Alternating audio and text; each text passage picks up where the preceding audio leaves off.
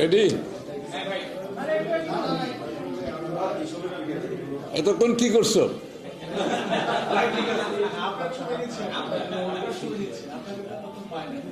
তোমাদের বাংলাদেশ পরিবর্তন হয়ে গেছে, তোমাদের এফিসিয়েন্সি বাড়াইতে হবে এখন। মানুষের আকাঙ্ক্ষা আমাদের থেকে, আমাদের কাছে যেরকম বাড়তেছে তোমাদের কাছ থেকেও বাড়তেছে কিন্তু। ঠিক আছে, ওকে। এটা কার, এটা পড়ে গেছে, দিচ্ছি। ধন্যবাদ সকলকে। অ্যাজ ইউজুয়াল আপনাদের আমাদের এখানে এত সবসময় শর্ট নোটিসে বলা হয় আমি জানি, তারপরে উপস্থিতি ভালো থাকে, সবাই আসেন, কষ্ট করে আসেন, সময় দেন আমাদের জন্য, সবাইকে ধন্যবাদ। আজকে সুইস অ্যাম্বাসেডর উনি এসছেন দেখা করতে। বাংলাদেশের বর্তমান নতুন প্রেক্ষাপটে বাংলাদেশ রোডম্যাপ, বাংলাদেশ কোন দিকে যাচ্ছে, বাংলাদেশের ভবিষ্যৎ রাজনৈতিক, অর্থনৈতিক সহ সার্বিক বিবেচনায় বাংলাদেশ কোন দিকে যাচ্ছে তারা আমাদের মতামতটা জানতে চেয়েছেন। বিএনপির চিন্তা ভাবনা কি আছে ভবিষ্যৎ নিয়ে, এবং মূলত বাংলাদেশের রাজনৈতিক, অর্থনৈতিক সহ সব যে রাষ্ট্রীয় কাঠামোগুলো যে ভেঙে গেছে, যে জায়গায় এসে দাঁড়িয়েছে, এখান থেকে বের হওয়ার কি পথ, আমরা কি চিন্তা করছি, আর ওরা কি করতে পারে এই ব্যাপারে, মূলত এটাই হচ্ছে তাদের উদ্দেশ্য। আর যে প্রতিষ্ঠানগুলো দেশ পরিচালনার জন্য ব্যবহার হয়, সেটা সাংবিধানিক প্রতিষ্ঠান কিংবা সংবিধানের বাইরে যে প্রতিষ্ঠানগুলো আছে, এগুলো যে একেবারে ভেঙে গেছে এবং একটি খুব খারাপ অবস্থায় আছে, এগুলোকে আমরা রেস্টোর কিভাবে করতে পারি, সেখানে আমরা আলোচনা করেছি যে প্রত্যেকটি ইনস্টিটিউশন, যেগুলো আর্থিক খাত বলেন, রাজনৈতিক বলেন, নির্বাচনী কর্মকাণ্ডের সাথে জড়িত সংশ্লিষ্ট যে প্রতিষ্ঠানগুলো আছে, এগুলোর রিকভারি কিভাবে করা যায় এবং এগুলোর ক্যাপাসিটি বিল্ডিং কিভাবে করা যায়। প্রথমে এগুলোকে তো রেস্টোর করতে হবে, এগুলোকে ট্র্যাকে আনতে হবে, তারপর আনার পরে এগুলোকে আপনি কিভাবে কার্যকর একটা অবস্থানে নিয়ে যাওয়া যায়। তো তারা তাদের পক্ষ থেকে সহযোগিতার আশ্বাস দিয়েছে যে রাষ্ট্রীয় প্রতিষ্ঠান, বিশেষ করে অর্থনৈতিক, রাজনৈতিক এবং সাংবিধানিক যে প্রতিষ্ঠানগুলো আছে, এগুলোকে ক্যাপাসিটি বিল্ডিং করার জন্য তারা তাদের সহযোগিতার কথা বলেছে আছে।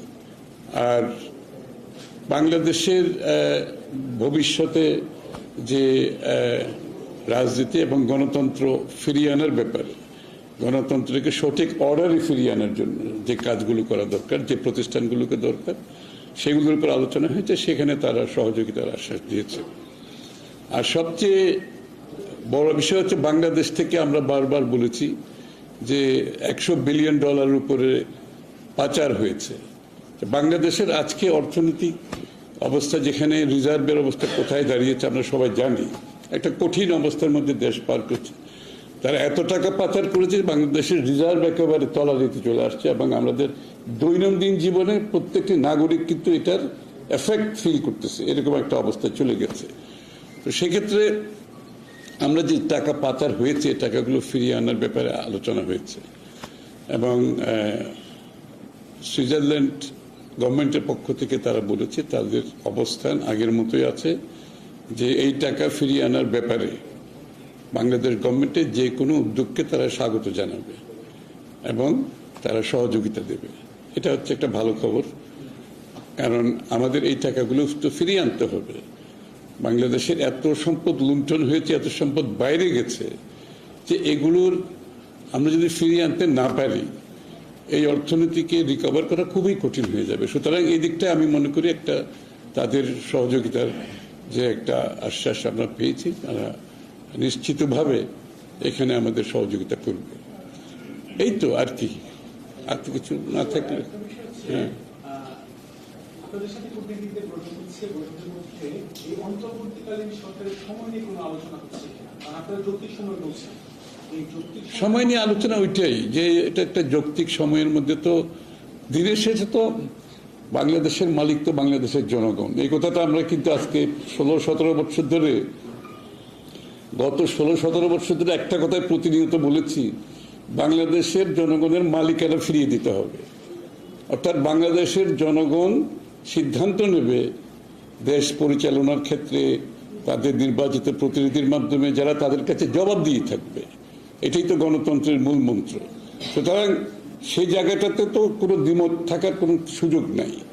এবং আমরা সরকারকে আমরা বারবার বলেছি এটা একটা ইন্টেরিয়াম সরকার, যারা এই কাজগুলো করবে, এবং আমরা তাদেরকে কোনো সময়সীমা বেঁধে দিই না, বলছি যৌক্তিক সময়ের মধ্যে।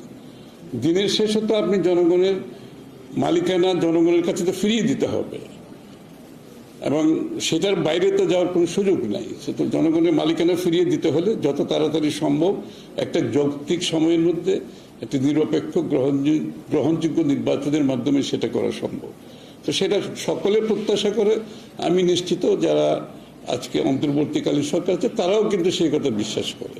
এখানে আমাদের সাথে তাদের কোনো দ্বিমত নেই, এবং আমরা এই অন্তর্বর্তীকালীন সরকারকে সার্বিক সহযোগিতা দিয়ে যাচ্ছে এবং দিয়ে যাব। তা না হলে তো এই কাজগুলো করা সম্ভব হবে না।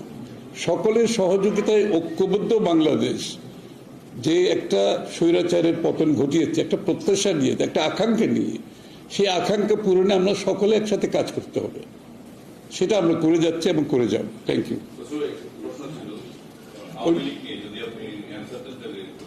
এটা অন্য প্রশ্ন গিয়ে তো লাভ নেই, মানে এইটা রিলেটেড হলে ঠিক আছে, বাট অন্য আমি তো এখানে পলিটিক্যাল কোনো ইয়ে করতেছি না, বুঝতেই পারতো। সরি, আমি ওই জন্য বলতেছি, আমার কোনো অসুবিধা নেই, বাট কিন্তু ডাইভার্ট করলে তো তখন আবার অন্য জায়গায় চলে যাবে।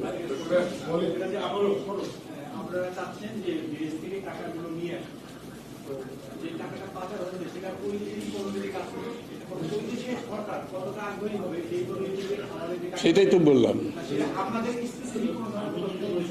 না না, শুনেন, একটা যখন একটা গভর্নমেন্ট এর বিশ্বাসযোগ্যতা থাকে তখন তারা কাজ করতে পারে। আর যারা টাকার পাচার করেছে তারা তো এই কাজটা করার কোনো কারণ নেই। আবার তারা জনগণের ইচ্ছার প্রতিফলন যে সরকার ঘটাতে চায়, তাদের যদি সদিচ্ছা থাকে, তাহলে যে জায়গায় টাকাটা ওরা নিয়ে গেছে, পার করেছে, সেই সরকারের সাথে তো কাজটা করতে হবে, শুরু করতে হবে। সেই কাজটাই তো হয়টাই। এবং সুইস গভর্নমেন্ট কিন্তু আগেও তাদের কিন্তু তারা কিন্তু আগে ইচ্ছা প্রকাশ করেছিল সহযোগিতা করার জন্য, কিন্তু যারা টাকা পাচার করেছে তারা তো সেই ইচ্ছার প্রতিফলন ঘটানোর কোনো সুযোগ নেই, কারণ তারাই টাকা পাচার করেছে। তো তারা ওই টাকা ফিরিয়ে আনার জন্য কাজ করবে না। আমরা আশা করছি বাংলাদেশের বর্তমান যে অন্তর্বর্তীকালীন সরকার আছে, আগামী দিনে যারা নির্বাচিত হয়ে আসবে, তারা এই উদ্যোগটা অবশ্যই গ্রহণ করতে হবে দেশের স্বার্থে, জনগণের স্বার্থে, বাংলাদেশের অর্থনীতিকে তার সঠিক জায়গায় ফিরিয়ে আনার স্বার্থে। এই কাজটা অবশ্যই আমাদেরকে করতে হবে।